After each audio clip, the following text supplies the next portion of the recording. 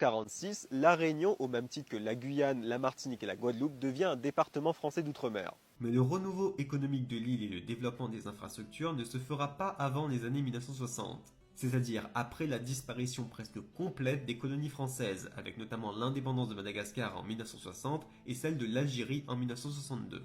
L'île se modernise. Les aménagements les plus importants à cette période sont la création du barrage hydroélectrique de Takamaka ou encore la construction de la route du littoral. La population pauvre par ailleurs augmente encore dans l'île et pour lutter contre les logements insalubres de plus en plus fréquents et sous l'impulsion notamment du député réunionnais Michel Debré, des quartiers de logements sociaux vont être construits. Et c'est ainsi que le chaudron va naître par exemple. Mais la lutte contre la pauvreté va passer également par des décisions politiques un peu connes, comme l'envoi d'enfants plus ou moins orphelins de la Réunion dans des départements à faible natalité d'Hexagone, pour soi-disant leur donner un meilleur avenir. C'est le drame bien connu des enfants de la Creuse. 2150 enfants vont être ainsi arrachés de leur île pour être déportés.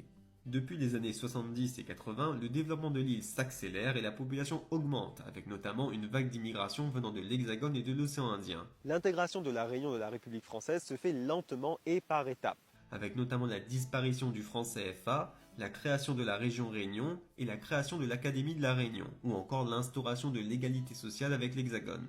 L'île devient, au même titre que les départements français d'outre-mer et les îles portugaises et espagnoles des Canaries, de Madère et des Açores, des régions ultra-périphériques de l'Union européenne.